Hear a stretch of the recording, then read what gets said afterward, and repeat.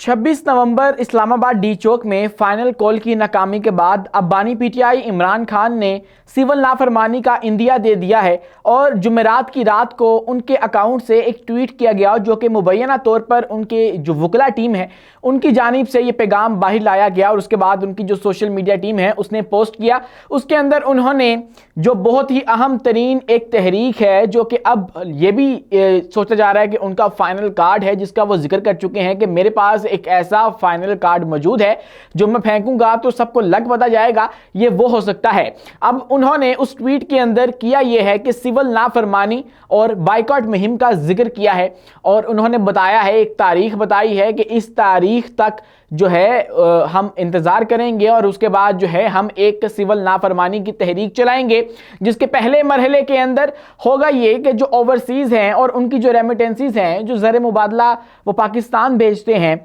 वो उनको हम कहेंगे कि वो ना भेजें, क्योंकि ओवरसीज के अंदर जो मेजॉरिटी है वो पाकिस्तान तहरीक इंसाफ की है और उनके जो वर्कर्स हैं वो ओवरसीज के अंदर मौजूद हैं और वही लोग हैं जो कि पाकिस्तान को बहुत ही भारी तादाद के अंदर ज़र मुबादला भेजते हैं, अपनी रेमिटेंसीज जो हैं वो पाकिस्तान भेजते हैं। और अभी अगर हम बात करें जुलाई से इसी साल की सितंबर तक की, तो 11 अरब डॉलर जो हैं वो हमें रेमिटेंसीज आई जो ओवरसीज हैं वहाँ से। लेकिन अब इमरान खान ने कहा है कि हम 13 दिसंबर को जो शोहदाए डी चौक हैं उनको खराज अकीदत पेश करेंगे और पेशावर के अंदर एक बहुत बड़ा जो मजमा है वो इकट्ठा किया जाएगा। उसके बाद 13 दिसंबर को जहां पर ये खराज तहसीन पेश किया जाएगा तो 14 दिसंबर को हम एक सिविल नाफरमानी की तहरीक शुरू करेंगे। अब सिविल नाफरमानी दरअसल है क्या, पहले उसको समझ लीजिए। सिविल नाफरमानी एक तरह का एहतजाज होता है, एहतजाज की एक फॉर्म है जिसके अंदर जो शहरी हैं वो अपनी रियासत के साथ जो मुआहिदा है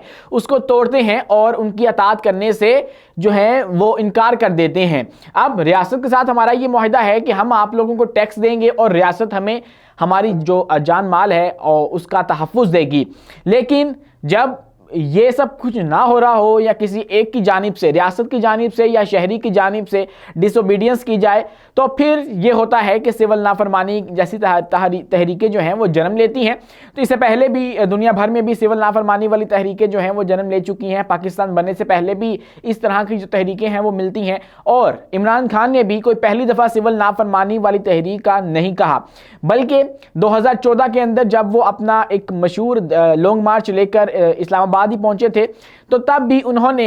एक सिविल नाफरमानी की जो तहरीक है उसका आगाज किया था, लेकिन वो नाकाम हो गई थी। हुआ कुछ ये था कि उन्होंने नवाज शरीफ को, जो कि उस वक्त के वजीर आजम थे, 2 दिन का अल्टीमेटम देते हुए कहा था कि आप मुस्ताफ़ी हो जाएं, अदरवाइज हम आवाम से ये अपील करेंगे कि आप लोग इनको टैक्स देना बंद कर दें, यानी कि रियासत को टैक्स देना बंद कर दें। और इसी तहरीक के आगाज़ के लिए उन्होंने अपने जो बिल थे वो भी फाड़े थे और उसके बाद हुआ ये कि वो तहरीक तो नाकाम हुई, लेकिन उसके नतीजे में धरना जो ख़त्म हुआ उसके नतीजे में हमारा जो आर्मी पब्लिक स्कूल वाला सानहा है वो रूनुमा हुआ, उसके बाद वो लॉन्ग मार्च ख़त्म हुआ। लेकिन अब एक बार फिर से इमरान खान ने 2 मरहले बताए हैं कि एक मरहला ये होगा कि हम सिविल नाफरमानी की जो तहरीक है वो शुरू करने जा रहे हैं, उसके अंदर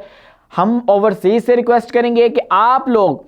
जो रेमिटेंसीज भेजते हैं पाकिस्तान में वो मत भेजें, उसको रोक दें। और लास्ट टाइम भी उन्होंने यही कहा था कि अगर आप लोग अपना टैक्स देते हैं रियासत को तो ये जो बदइनवान वज़ीर आज़म है यानी कि नवाज शरीफ वो खाक हो जाएंगे, मतलब इस तरह की उनकी बातें थी। और उसके बाद अब जो है उन्होंने कह दिया है कि पहले तो हम ये ओवरसीज़ वाली जो बात है वो करेंगे, उसके बाद हम इससे भी आगे बढ़ेंगे और उसके बाद क्या होगा वो तो अलग बात है। लेकिन दूसरी साइड पे मुज़ाकरात के दरवाजे भी खुल चुके हैं। मुज़ाकरात के लिए इमरान खान ने 5 रुकनी कमेटी तश्कील दे दी है और उस कमेटी के सरबराह हैं उमर अयूब, जो कि इस वक्त जेल के अंदर हैं। अब ये मुज़ाकरात किससे होने हैं उस हवाले से जो मुतज़ाद राय है वो पाई जाती है, लेकिन इमरान खान का मौक़िफ़ इसके ऊपर बहुत ही ज़्यादा क्लियर है। वो कहते हैं कि हम इस हुकूमत के साथ मुज़ाकरात नहीं कर सकते जिनके पास कोई इख्तियार ही नहीं है, बल्कि हम मुज़ाकरात करेंगे उनके पास जो कि साहिब इक़्तिदार हैं, साहिब इख्तियार हैं, यानी कि इस्टेब्लिशमेंट के साथ। और इसीलिए जो है वो एक कमेटी तश्कील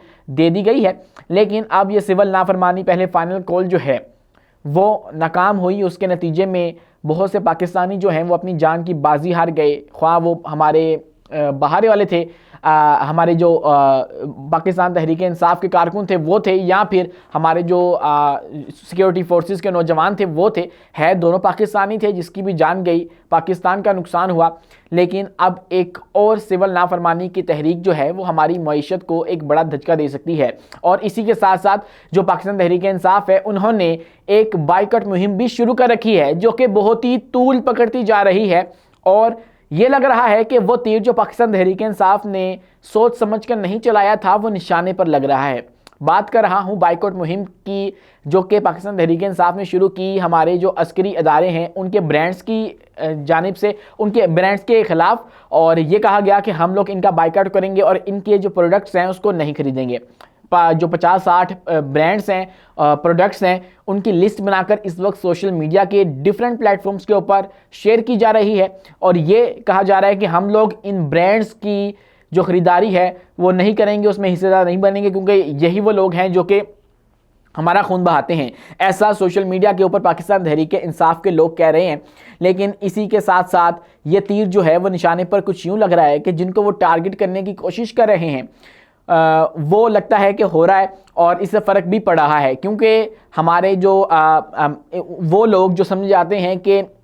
इस्टेब्लिशमेंट के लोग हैं, मतलब इस्टेब्लिशमेंट की जानिब से छोड़े हुए मीडिया के अंदर लोग हैं, वो इसका मुकम्मल तौर पर आकर दिफा कर रहे हैं, इस नैरेटिव के ख़िलाफ़ काउंटर नैरेटिव जो है वो दे रहे हैं। तो ये जो मामला है वो हमें बताता है कि ये जो तीर है पाकिस्तान तहरीक इंसाफ का वो निशाने पर लगा है, और उसके बाद इसकी तकलीफ़ कहीं ना कहीं जाकर हुई है। लेकिन आप ये देखें कि सिविल नाफरमानी होगी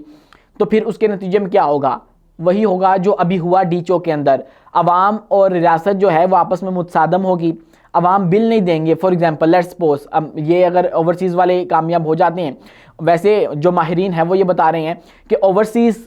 जो रेमिटेंसेस हैं वो भेजेंगे ही भेजेंगे, क्योंकि एक तरफ तो ये तासुर पाया जाता है ना कि हमारे मुल्क को IMF नहीं चला रहा, बल्कि जो ओवरसीज़ हैं वो चला रहे हैं और वो रेमिटेंसेस भेज रहे हैं, और जो कि पाकिस्तान तहरीक इंसाफ के कारकुन हैं। लेकिन इस बात में सदाकत भी है कि वो पाकिस्तान तहरीक इंसाफ के कारकुन हैं, बहुत सारे हैं और अनगिनत हैं, पूरी दुनिया के अंदर मौजूद हैं। और लेकिन ये बात जो है कि उनके पैसों के ऊपर हमारा मुल्क चल रहा है, इसके ऊपर माहिरीन का जो तजाद है वो पाया जाता है। और माहिरीन के मुताबिक, अगर जो माहिर मईशत हैं उनके मुताबिक अगर ये लोग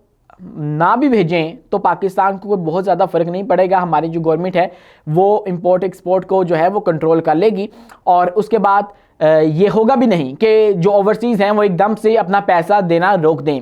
इवन दो कि वो पाकिस्तान तहरीक इंसाफ के कारकुन हैं या उनसे मोहब्बत करने वाले हैं, लेकिन उनके पीछे अहले खाना भी यहाँ पर मौजूद हैं। बहुत सारे हमारे पाकिस्तानी ऐसे मौजूद हैं जिनके घर वाले यहाँ पर हैं और वो बाहर जाकर पैसे कमाते हैं और यहाँ पर पूरे पूरे ख़ानदान पलते हैं। तो अब वो इमरान खान के हुक्म के ऊपर अपने ख़ानदानों को भूखा तो नहीं मारने वाले। तो ऐसा तो होगा नहीं कि एकदम से इमरान खान साहब हुक्म देंगे जेल से बैठ करके आप लोग सिविल नाफरमानी जो मैंने तहरीक का आगाज़ किया उसके नतीजे में जो रेमिटेंसीज हैं पैसे भेजना बंद कर दे, तो ऐसा हो जाएगा। कुछ थोड़ा सा फ़र्क पड़ेगा। कुछ जो लोग हैं बहुत कट्टर किस्म के, वो हो सकता है इसमें हिस्सा लें, लेकिन सारी आवाम इतनी स्ट्रोंग नहीं है कि वो इसका वज़न बर्दाश्त कर सके। अब इसके बाद जो बाइकआउट मुहिम है उसका इंडिया भी इमरान खान के ट्वीट के अंदर दिया गया है, लेकिन ये वाज़ेह नहीं किया गया कि बाइकआउट मुहिम जो है वो किसकी चलाई जाएगी। वो हमारी जो सिक्योरिटी फोर्सेस के अदारों के ब्रांड हैं उनकी चलाई जाएगी, या फिर जो हमारी हुकूमत है उसके लिए जो है बाइकआउट उनसे किया जाएगा, और उसके बाद जो उनके साथ जो मुआहिदा है टैक्स वाला उस हवाले से ये सारे मामला किए जाएंगे। लेकिन एक तरफ जो मुज़ाकरात के दरवाजे हैं वो भी खुल चुके हैं, और उम्मीद ये है कि कोई अच्छी खबर आएगी, क्योंकि एक तरफ तो इमरान खान ने मुज़ाकरात की टीम बना दी है और दूसरी तरफ ये एक तरह से ऐलान जंग कर दिया है रियासत के ख़िलाफ़। तो तीसरी तरफ ये भी हो रहा है कि जो फैसल वावडा हैं जो कि इस्टेब्लिशमेंट के तर्जुमान समझे जाते हैं, वो भी मुलाकातें कर रहे हैं मौलाना फजलुर रहमान से, जो कि इस वक्त हमारी मौजूदा हुकूमत से नाराज़ हैं, उनसे नाखुश हैं, क्योंकि उनका एक मदरसों वाले बिल का मसला है वो पड़ा हुआ है। तो इसलिए ये भी ख्याल किया जा रहा है सोशल मीडिया के ऊपर, एक राय ये भी मौजूद है कि अब जो मौलाना फजलुर रहमान हैं वो बिलावल भुट्टो और हमारे जो ताकतवर हल्के हैं वो मिलकर एक नई हुकूमत बनाएंगे, जिसके अंदर हो सकता है कि इमरान खान के लिए भी कुछ जगह बच जाए। लेकिन ये जो एक सियासी जनाजा उन्होंने अपने कंधों के ऊपर उठा रखा है इस्टेब्लिशमेंट ने, यानी कि नून लीग की सूरत में, उसको बाहर कर दिया जाएगा और फिर वो जो हैं वो अपोजिशन में आ जाएंगे। एक ये बात भी जो है वो गर्दिश कर रही है। तो देखते हैं आने वाले दिनों के अंदर जो बहुत सारी तब्दीलियां हैं वो इस मुल्क के अंदर होने जा रही हैं, इसका क्या नतीजा निकलेगा, पाकिस्तान के हक में होंगी या फिर एक बार फिर से पाकिस्तानी ही पिसेगा, ये देखने के लिए हमें इंतज़ार करना होगा। अपने मेज़बान उमैस मुनीर को दीजिए इजाज़त, मिलते हैं अगली वीडियो में नई मालूमात के साथ।